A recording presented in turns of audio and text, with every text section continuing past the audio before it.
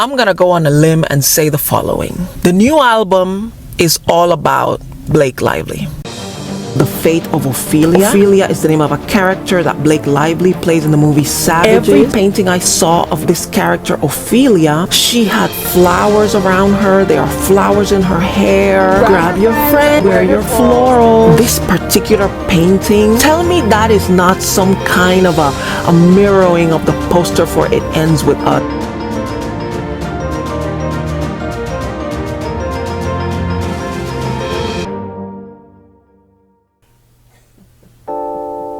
Listen, if there's anybody you're going to meet on the internet who is very self-accountable, who is willing to admit her mistakes, hi, my name is Dee, and you have found me. I was completely wrong about the album, The Life of a Showgirl. I was completely wrong. But, you know, that's what happens when you are on the internet and you give your opinions. Sometimes you're right. I'm right a lot of the time, but this time I was completely wrong. Or maybe I was right at that time, but things have changed since then. But anyway, I'm gonna tell you what I think about the album, why I was wrong, and why I think Taylor put out this album, which was completely unnecessary. So you remember that video where I swore up and down that Taylor Swift was going to torch Blake Lively with this album? Actually, I didn't say that.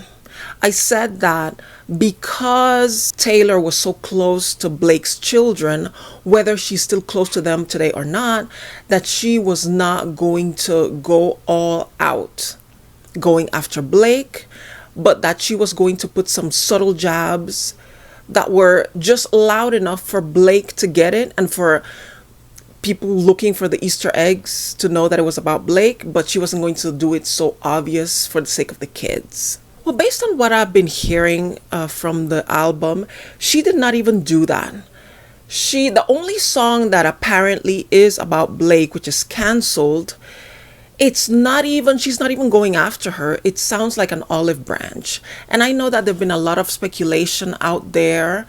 Some people were saying that it was her little friend, Brittany Mahomes, which that to me didn't make any sense because the song is about somebody famous who gets canceled. And forgive me if I'm wrong, but you know, in order to be canceled, you have to be on first, right? Brittany, I don't think she's ever been that important in pop culture to be canceled. Then there was some speculation, and I even was a little persuaded to believe that maybe it was about Katy Perry. Katy Perry and Taylor famously fell out, but since then they have made up. The reason why I was inclined to think it was about Katy is because Katy is going through a cancellation that is the most bizarre thing I have ever seen. This woman went from being the biggest pop star in the world. I mean, her Teenage Dream album broke all kinds of records. There were some bangers in that album. So she went from that to now everybody kind of hates her. And I still don't know what the girl did to cause this other than being cringy. But Katy has always been cringy. I don't know. She's just gone through it. She has really gone through it in the last couple of years. But the last year especially, she has really gone under. And so I was persuaded to think that maybe she was thinking about her. And there were these lines in the song that to me sounded like this could be about Katy Perry, where Taylor says, "Did you girl boss too close to the sun? Did they catch you having too much fun?" And I thought to myself, this sounds like Katy, because remember, she went on that all-girl crew rocket ship to space. People were saying the girl boss crew. They thought it was so over the top that it was, you know, like a feminist trip to the edge of space by Jeff Bezos' Blue Horizon. And Katy was having too much fun, making faces to the camera, holding the little daisy flower while she was floating up there in space. And so I'm thinking that it could be Katy. But of course, in the chorus, good thing I like my friends canceled. I like them cloaked in Gucci and in scandal, like my whiskey sour and poison thorny flowers. That is a clear call to Blake. It's a little bit of a diss, because we know flowers is a big theme in It Ends With Us. Lily Bloom, who owns a flower shop, in the poster for the movie, Blake has flowers tucked behind her ear, just like the paintings of Ophelia. You know, I went down that rabbit hole. So the flowers and the whiskey clearly refers to Blake, but why thorny? Why poisonous? She's still letting her know, I still don't trust you. I'm open to forgiving you, but I don't trust you. What you did behind my back that wasn't cool. So it's definitely about Blake. And when you listen to the whole thing, it sounds like she is saying, we're going to work on this. We'll get back together. I still don't understand if Blake really sent her lawyer to kind of threaten Taylor and say, if you don't show support for my client, some text messages between you from all the years that you have been friends may come out and you're going to be embarrassed by this. If that really happened, I just don't know how you can trust somebody after they do that to you. If Taylor is willing to give her another chance, it might be because she saw how canceled Blake is. I mean, Blake at this point is persona non grata. She is so poisonous and so toxic. Her image is, to the point where her husband doesn't want to be seen on the red carpet with her. And I know he's been promoting this movie about John Candy that he produced, that is a really big passion project for him. And people have been seeing him traveling all over the place, going on red carpets without Blake. And people are saying that may be a sign that they're getting divorced. I don't think that's the case. I think that he cannot afford to have Blake ruin this for him. And he knows how negative people get when they see her. Whenever he posts anything nowadays, even if it has nothing to do with Blake, people drag him, people drag her. And this project, I believe, is so important to him and so important to the memory of John Candy and for all the other actors that appeared in the documentary talking, that it was very important that nothing causes a distraction. So he decided, I'm not going to be seen with Blake for now. I said this last year that I believe that this court case and everything that ensues as a result of this could end up breaking them up. I still stand by that. But I don't think her absence from the red carpet recently is because of that. I just want to make that very clear. But yeah, Blake is as toxic as an asset can get.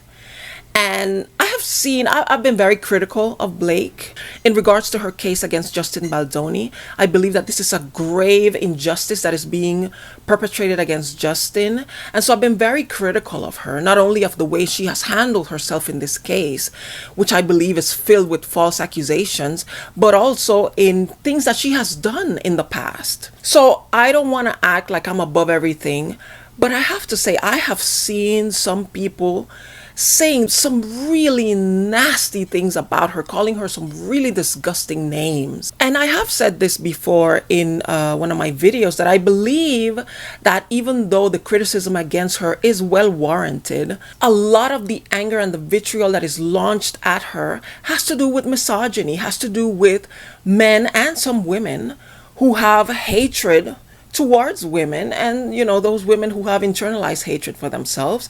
A lot of these people just really want to go after her because she's a woman, and people just hate seeing women asserting themselves too much. And I think that for somebody who's a professional victim like Taylor Swift, it is hard to not identify with that. It is hard not to side with Blake when you see her taking the punches that she's been taking. And it kind of reminds me of the first time her and Kanye had that falling out. Remember when he went on stage and he said, and Beyonce had one of the best videos of all times, and the whole world came after Kanye. They were just beating on him. Everybody had something to say. Even President Obama said some things about him. And it was a time that I believe Kanye has spoken about the fact that he actually contemplated taking himself out because he was so, it was so overwhelming to see the world come after him. And Taylor was very quick to forgive him during that time. They patched things up, and she even presented him with the Vanguard Award. People like Taylor that see value in victimhood find other victims kind of irresistible. She wants to be on their side. And when her and Katy Perry made up, it wasn't when Katy was sitting on top of the world. It's when Katy had already kind of fallen off. And it was after that Taylor looked at her and said, you know what? Let's patch things up. So I believe that is what's happening right now. Blake has been kicked down so far down that Taylor is like, I have to take her side. And also, and I know some of you don't want to hear this, because when I talked about this in the video, when I discussed what I believe is the errors that Mr. Friedman and Team Baldoni have been making lately, I know y'all don't want to hear that. Listen, understand, I can criticize their methodology because I care about that side of the aisle. I am very much Team Baldoni. I want Justin to win. So when I see things that don't really look good, I'm going to say something, not because I'm throwing in the towel and I'm siding with Blake. I will never side with Blake. This is about me saying, if there's a 1% chance that they can see this, I want them to know that I want them to do better. What they're doing is not working. So having said that, understand, I am on their side. However, one thing that I forgot to say when I made that video is that one of my fears in what I saw as Mr. Friedman and the team really going after Taylor really hard is that it would push Taylor back into the arms of Blake. Because it would make Taylor think, wow, really, Blake? Now I understand what you've been going through with these people. I mean, they're not letting up. This is not fun. And I didn't want that. And I feel that there's a little bit of that at play. Because I don't care what anybody says, that Taylor recorded these songs way back when in 2024. I believe this album was written recently. And I'm going to tell you later why I think she made this album, which now that I know that it's not about Blake Lively, I think I know what it's about, especially when you listen to some of the cringier songs. But back to Friedman and them. The whole thing about the guy who tried to break into Travis Kelce's house to serve Taylor, I've seen a lot of videos of people saying, oh, this has been debunked. We now know that never happened. That guy had nothing to do with Team Baldoni. Why have I been hearing this from YouTubers and other social media people, but we have never heard official word from Team Baldoni saying we absolutely, categorically, and definitely deny that we had anything to do with that guy. We never sent anybody to serve Taylor anything. We're not serving Taylor anything. We are talking to her lawyers. We are trying to communicate and trying to get something arranged between us. It's not hostile. Stop trying to. I was hoping to hear this from Team Baldoni. But when 24 hours passed and they hadn't said anything, and I'm hearing YouTubers and other social media commentators saying, oh, it wasn't them, I'm thinking, so why didn't they say that? You know that if something like that had been said of Blake Lively, that Blake Lively tried to serve somebody and it wasn't true, you know that within 1 hour of that story coming out, her legal team would have put an end to those reports. They would have been like, we have nothing to do with that, even if it's a lie. They would jump out and protect their client. And so I'm sorry. I believe that guy who jumped the fence, he was sent by Team Baldoni. What they didn't do is tell him to jump anybody's fence, because when you're serving legal documents, you are not allowed to trespass. That's against the law. You have to serve them in a public place, or if you can make to the front door because you have the ability to walk up to the door and knock on the door, you can try to do it that way. You are not allowed to jump a fence and try to serve papers at 2 a.m. when people are sleeping, spooking them out of their slumber. You're not allowed to do that. I don't believe that they told him, hey, this is how you're going to do it. That guy went rogue. But the fact that when the police captured him, and I guess he was able to show paper saying, hey, I came here to serve this. I'm on official duty. And they're like, no, buddy, you can't do it like this. I believe that Team Baldoni were embarrassed. They were like, oh my God, we sent you to serve her, but not like this. And so that's why they didn't say anything. I don't like this. I don't like this. And it feels kind of sloppy because if you remember earlier on in the case, they had subpoenaed Taylor for her documents. They wanted to see emails, text messages. They wanted her to hand over her phone, that they could have somebody do forensic and do a sweep of the messages between her and Blake based on the information that they got firsthand from Taylor's dad, allegedly, that Blake had told Taylor, I want you to erase some of these text messages between us because it's going to affect me in the case. They issued a subpoena. She received that subpoena, but then Team Baldoni spoke to Team Taylor and they reached some kind of arrangement that Team Baldoni withdrew the subpoena and said, okay, we're good.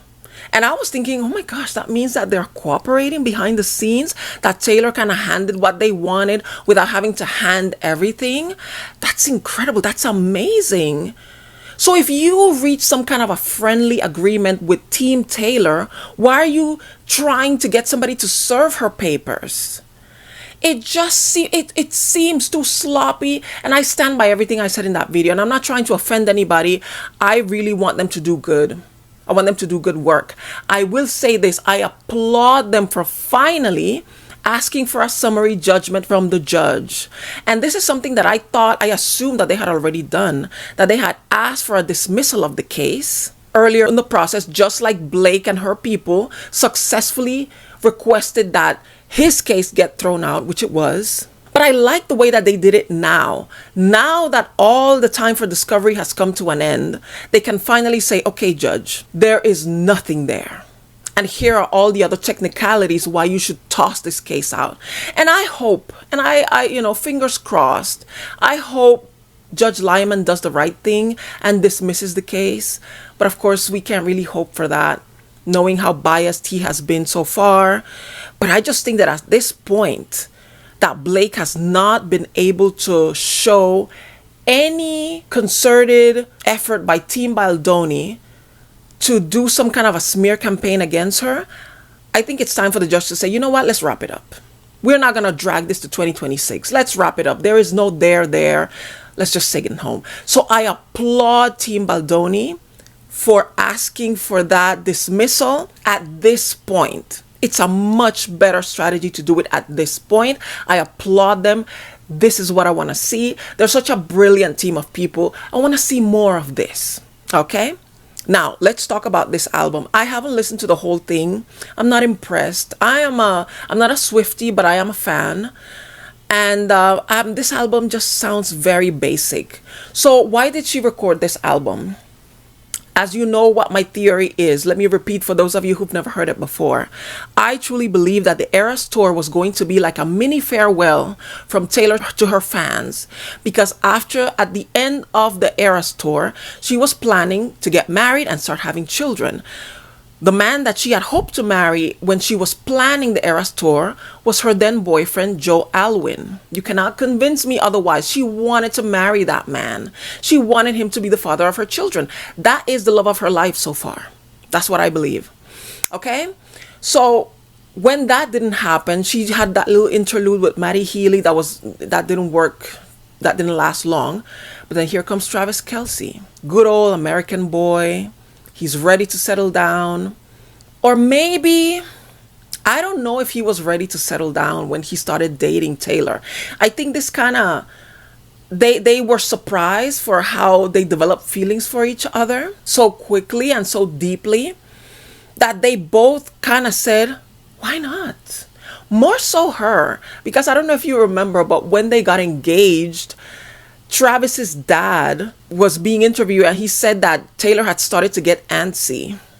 And so I'm like, Dad, you're not supposed to say that. We're not supposed to know that Taylor was like, when are you going to put the ring on it? But anyway, parents. So it seems like I said, Taylor was ready to have babies. So she wanted that ring. And I think that there was a conversation between Taylor and Travis. And Travis was feeling some type of way. He's like, okay, so, I mean, we love each other, but you've only written one song for me. Her last album was all about heartbreak from Maddie Healy and Joe Alwyn. And when she did the extended version, she did a song or maybe two songs about Travis. And so I think that he was feeling like, okay, so you write all these albums, you write entire albums about all your exes, and I only get one song. I mean, are we really serious? Are we really doing this? And I believe that Taylor said, okay, I'm gonna write him an album. I'm gonna sit down and write something real quick, and it sounds like it was done real quick, and I'm just gonna give him what he wants to hear. And of course she's talking about his impressive endowments because that's what he wants her to talk about. This album was for an audience of one. This album was for Travis. Like, see, I do love you. I do love it. You know, I'll tell the world all about it if that's what you want. You know, she did it for the ring. That's what I believe, because the album is kind of rushed. It sounds, it just feels like this was a last minute addition. And my original theory was that the last minute addition was, I'm gonna tell that Blake what I really think about her. I'm gonna embarrass her. But that didn't happen. So I believe that she did it for love. She did it for Travis. She did it for the ring. We'll see. People say you have to keep listening to it for you to really get it. I haven't really even listened to the whole thing. I've been listening to songs here and there. I've been seeing some video commentary about people who have been listening to the album, and they have found some problematic themes throughout the album. Some of the things that I'm hearing are ridiculous, but some are a little concerning. And I don't even know if I want to get into it. Let me know in the comments if you want me to give my opinion on the more, let's say, controversial parts of the album. Let me know. If you want to hear me talk about it, I'll talk about it. If not, I'll be glad to sit it out. Thank you. So yeah, I was wrong. I was completely wrong about the whole Blake Lively thing. But let me know what you think. Do you think the song was about, you know, the more I listen to the lyrics, maybe it was about, no. It's probably a combination of several things. It's about Katie. It's a little bit about Blake. Maybe it's a little bit about Britney Mahomes. We'll see. But let me know what you think in the comments section. Thank you so much for watching this video. Please subscribe to my channel if you want to hear my commentary about things in the news and in pop culture. Please give it a like if you enjoyed it. Please share it with others if you think it was interesting enough. While you're here, watch other videos. I'm gonna link them below that are related to this topic. Once again, thank you so much for watching, and hopefully I will see you in the next